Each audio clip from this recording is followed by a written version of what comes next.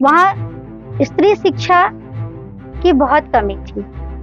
अगर मैं नवोदय नहीं जाती तो शायद मैं इस मंच तक आज नहीं पहुंच पाती। अपनी माँ को खो चुकी थी, तो जो एक लौती सपोर्टर थी मेरी पढ़ाई लिखाई में, वो भी नहीं रही। प्राइवेट नौकरी मैंने ज्वाइन की थी। मैम है एक नीलिमा मैम, उनका आता है संदेश कि लाइफ में जो भी करो पर अपनी पढ़ाई लिखाई को ध्यान देना। लोग कहते हैं कि रोटी कपड़ा मकान, पर मैं कहती हूँ रोटी कपड़ा मकान और शिक्षा। आप रोटी देंगे खत्म हो जाएगा, मकान देंगे टूट जाएगा, कपड़ा देंगे फट जाएगा, पर शिक्षा आगे ही बढ़ती जाएगी। निगाहों में मंजिल थी, गिरे और गिरकर संभलते रहे। हवाओं ने बहुत कोशिश की, पर आंधियों में भी चिराग जलते रहे। मैं नीतू कुमारी, नमस्कार।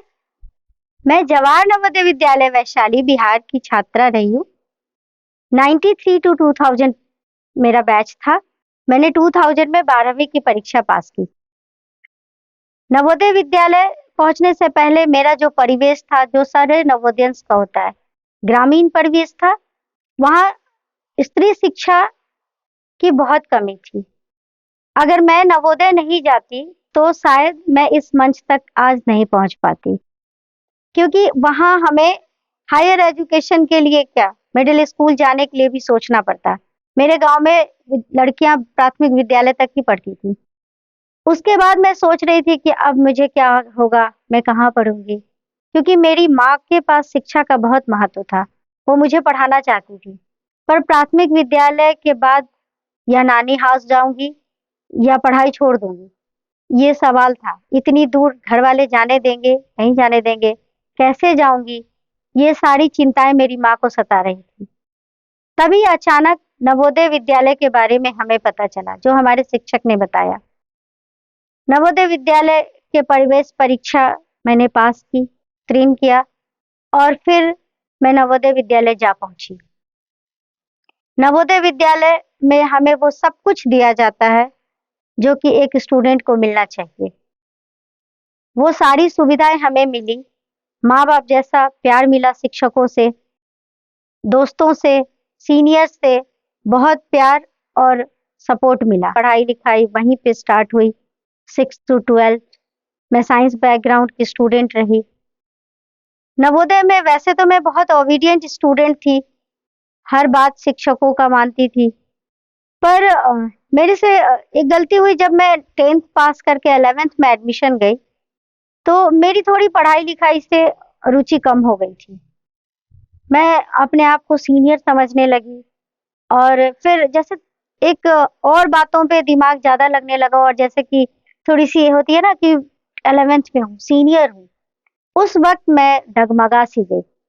मैं नवोदय विद्यालय में पढ़ रहे तमाम छात्रों से अभी यह आग्रह करूंगी कि आप नवोदय में गए हैं तो आप एक घास है।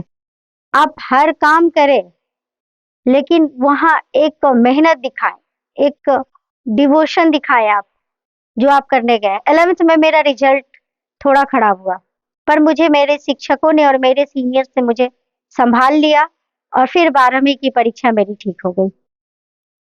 नवोदय से निकलने के बाद मेरी ऐसी परिस्थिति नहीं थी कि मैं मेडिकल की तैयारी कर सकूं, क्योंकि दिल में इच्छा तो था कि मैं मेडिकल कर सकूं, पर इतने संसाधन नहीं थे मेरे पास।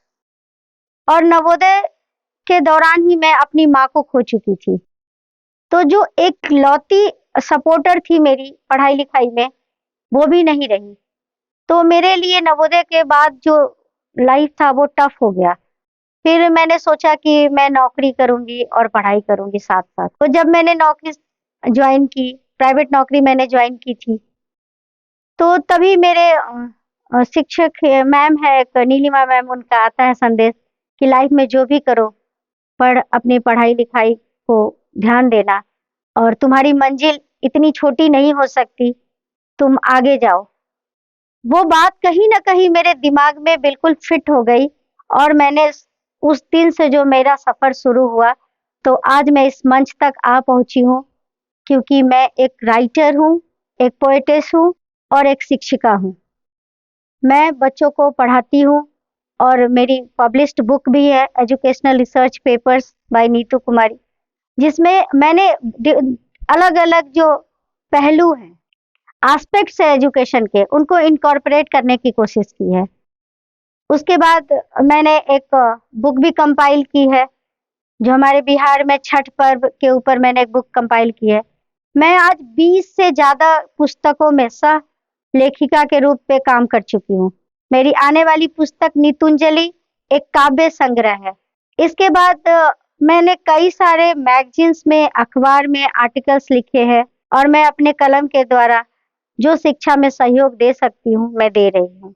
मैंने मेरी qualification MCA, MEd, MPhil in education है, और मैंने शिक्षा के क्षेत्र में आगे इसलिए स्टार्ट किया चूंकि मैं एमसीए थी, मैं प्राइवेट जॉब कर सकती थी, पर उन्हीं दिनों मेरी शादी हो गई, और शादी के बाद बच्चे हो गए तो मुझे घर भी संभालना था, और मेरे घर में शिक्षा का बड़ा महत्व है। अभी जो ससुराल वाला घर है उसमें मुझे बहुत ही इम्पोर्टेंस मिलता है मेरी शिक्षा की वजह से, और वहाँ के लिए मैं एक ब्रांड हूँ क्योंकि मैं नवोदयन हूँ। मेरी शादी भी हुई थी तो मेरे फादर इन लॉ ने यही कहा था कि यह एक नवोदयन है और ये पढ़ने में बहुत तेज होगी।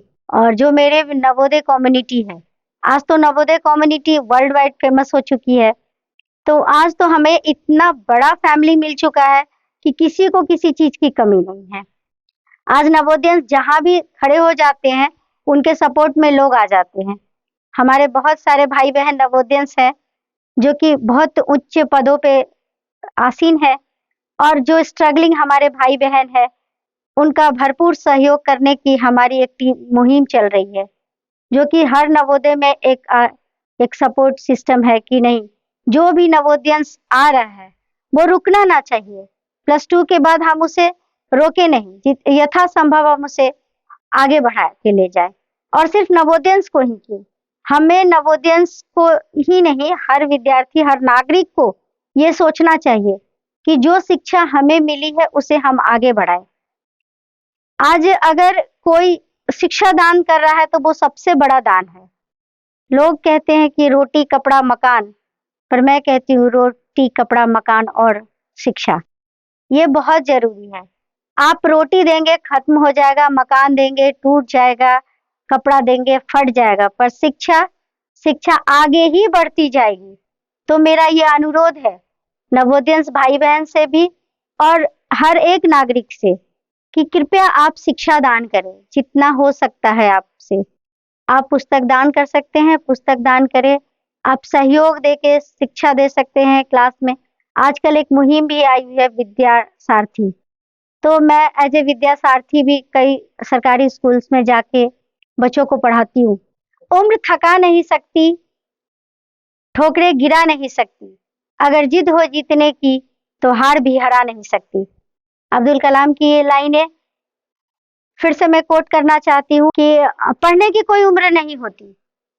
मैंने जब एमएड किया था तो शायद मैं अपने क्लास में सबसे सीनियर थी, क्योंकि मैं एक बार मास्टर्स डिग्री कर चुकी थी, मेरी शादी हो चुकी थी, मेरे बच्चे थे, और चूंकि मेरा बच्चा छोटा था मैं जॉब नहीं कर सकती थी, तो मैंने थोड़ा टाइम एडजस्ट करके एमएड ज्वाइन किया था। तो मैं एक लाइन जैसे मेरे लिए एक सेकंड इनिंग थी। कई लोग बोलते हैं शादी हो गई लाइफ फिनिश, पर जब मेरी शादी हुई, मैं सच बताऊं कि मेरी जिंदगी की शुरुआत हुई थी। मुझे पढ़ने के लिए शादी के पहले इतना मोटिवेट नहीं किया गया कभी भी। मेरी माँ के बाद जैसे जितना भी मैंने पढ़ा मैंने खुद ही पढ़ा। मेरे साथ एक और ऑब्स्टिकल हो गया कि जब मैं ग्रेजुएशन कर रही थी तो मेरे फादर भी गुजर गए, और उस वक्त मेरे परिवार के लोगों ने, भाइयों ने, मेरे मामा, सबने मुझे संभाल लिया। और फिर मुझे ऐसा लगा कि नहीं, अब तो इनकी बात माननी पड़ेगी, मेरी शादी हो गई। लेकिन जो मेरी शादी हुई, मेरे फादर इन लॉ वहां मिले, वो शायद मेरे माँ का रिप्लेसमेंट थे। उन्हें भी पढ़ाई की इतनी ही जिद थी और पढ़ाई का इम्पोर्टेंस वो समझते थे। बिहार में आप लोगों को पता होगा कि दहेज प्रथा है, लेकिन मेरे फादर इन लॉ ने, मतलब मेरे परिवार वालों से कभी दहेज की मांग नहीं की, और आज भी मुझे अपने ससुराल में उतनी ही इज्जत मिलती है जितनी सब बहुओं को मिलती है।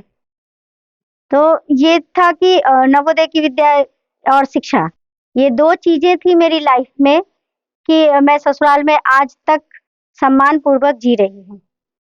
फिर मुझे ऐसा लगा कि ये मेरी एक तरह से आप कहेंगे कि हथियार है मेरे ज़िंदगी का, शिक्षा। शिक्षा एक हथियार है और मैं चाहती हूँ कि हर लड़की का यह एक हथियार हो। जैसे लड़कियाँ सोचती हैं कि पढ़ाई-लिखाई एक उम्र तक ही हो सकती है, पर मैंने लगभग 40 साल की उम्र तक पढ़ाई की है और मैं आगे भी मेरा सपना है कि मैं पीएचडी करूँ। किन्हीं कारणों से अभी मैं पीएचडी मेरा एडमिशन हो गया है पर होल्ड पे है और मैं आगे भी पीएचडी करूँगी। तो ये है कि उम्र ना देखें, आपको जब मौका मिलता है, जहाँ भी मौका मिलता है आप आगे बढ़ें। जो लड़कियां सोचती हैं कि शादी के बाद बच्चे बड़े हो गए, अब हम क्या करेंगे? जब हम बच्चे जूनियर्स के साथ पढ़ने जाएँगे, तो शायद वहाँ हमें बुरा लगेगा।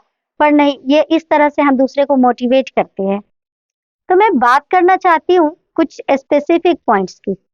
जैसे मेरा यहाँ खड़े होके और 4 लाइनें बोलने का मकसद ये नहीं है कि अपने बारे में बताना। पर मुझे ये बताने का मैं डिफरेंशिएट करना चाहती हूँ कि एक ऐसा माहौल, जैसा कि मैंने पीछे भी बताया कि मैं एक ऐसे परिवेश से आई थी, जहाँ शिक्षा का और ख़ास करके स्त्री शिक्षा का बड़ा अभाव था।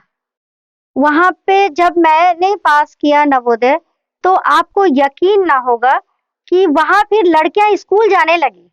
वो स्कूल उतना ही दूर था, जो हमारा प्राथमिक विद्यालय के बाद जो हमारा हाई स्कूल जिसको बोलते हैं, वो उतना ही दूर था।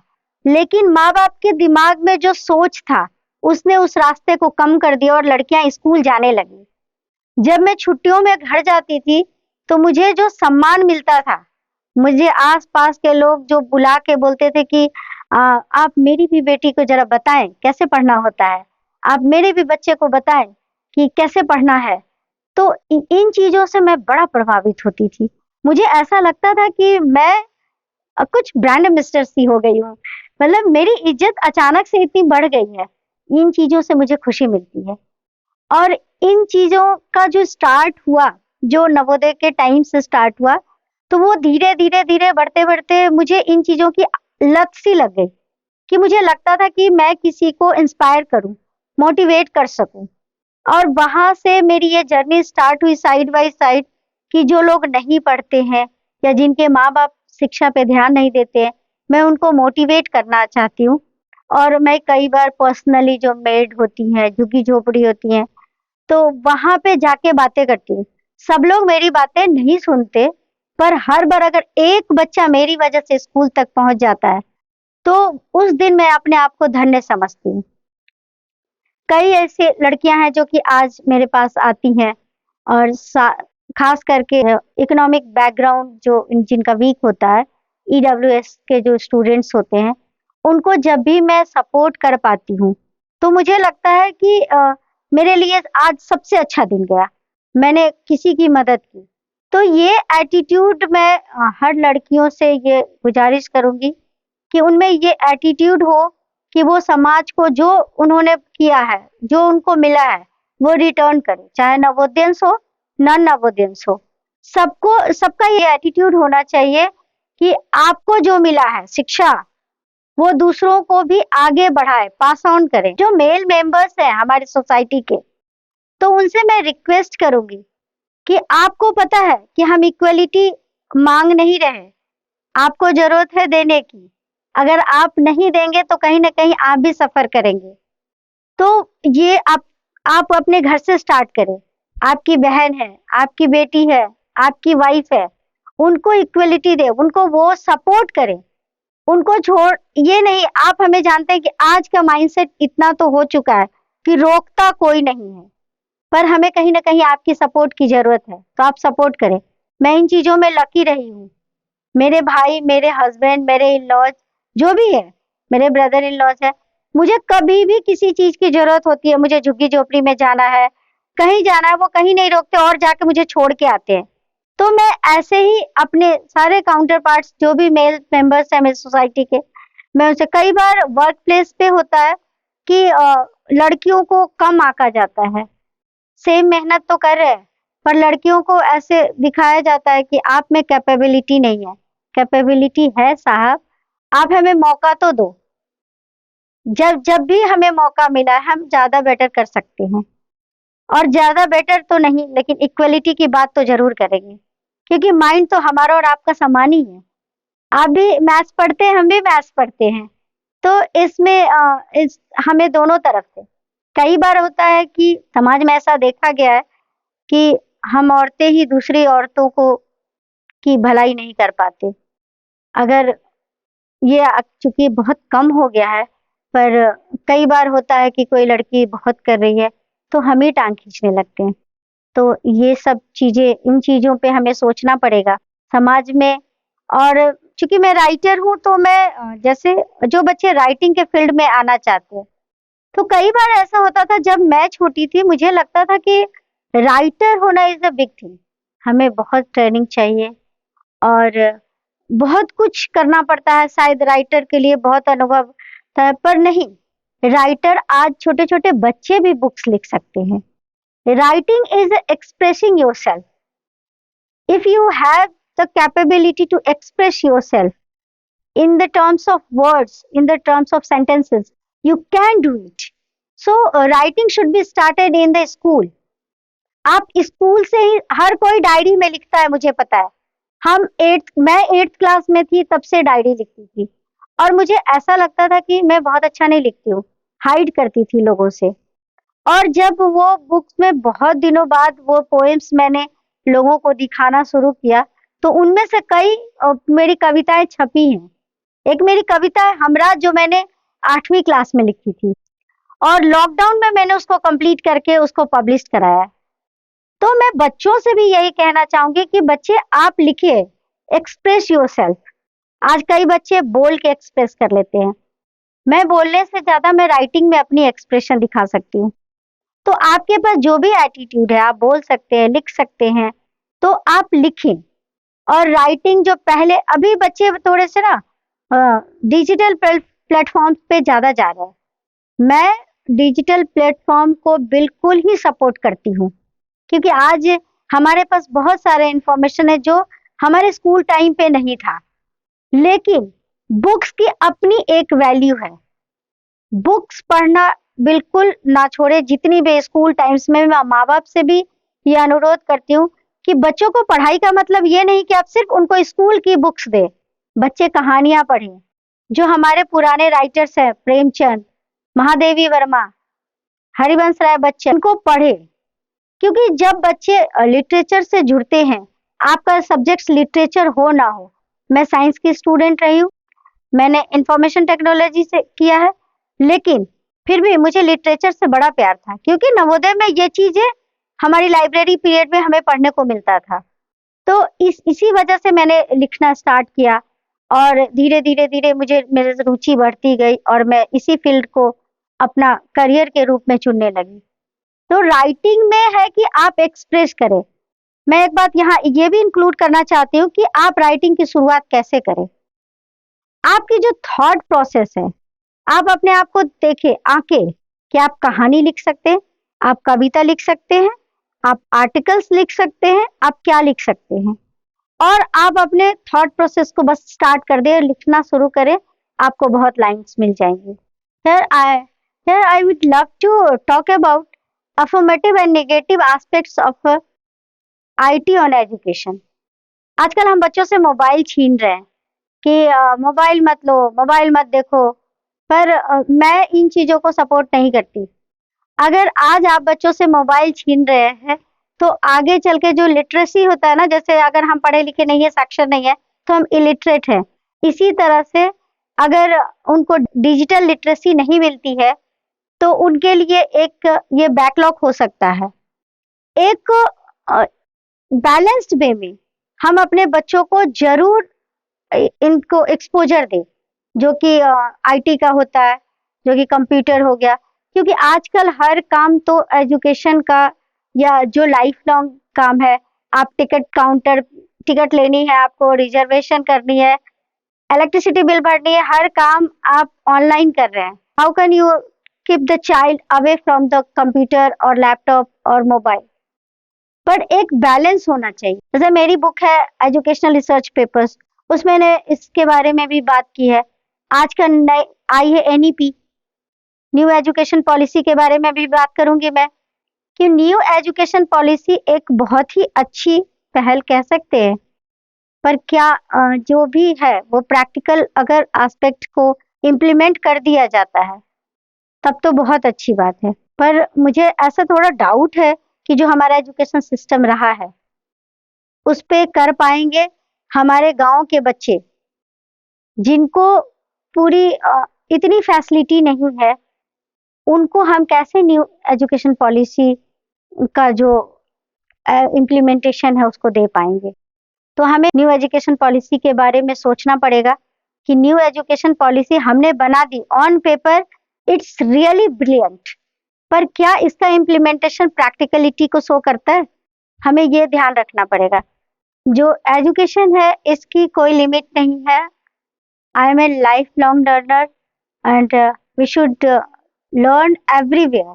हम एक बच्चे से भी सीख सकते हैं। एजुकेशन का मतलब बिल्कुल ये नहीं है कि हम कॉलेज जा रहे हैं, क्लास कर रहे हैं, कोर्स कर रहे हैं। ये कभी भी एजुकेशन का मतलब रहा नहीं और ना होगा।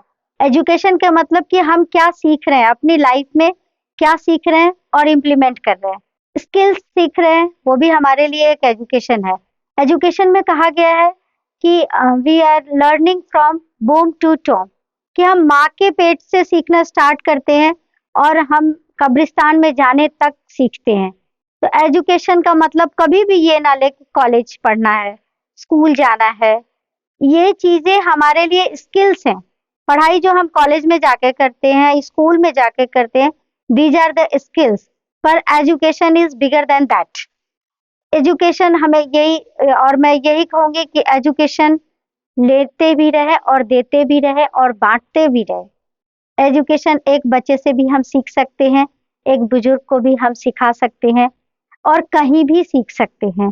तो चूंकि मैं एजुकेशन से जुड़ी हूँ तो मैं यही कहूंगी कि प्लीज आप लोग शिक्षा का दान करें।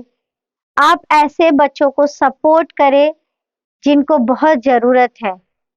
मैं फिर से रिपीट करूंगी कि रोटी कपड़ा मकान नहीं, रोटी कपड़ा मकान और शिक्षा का अधिकार हर एक बच्चे को मिलना चाहिए।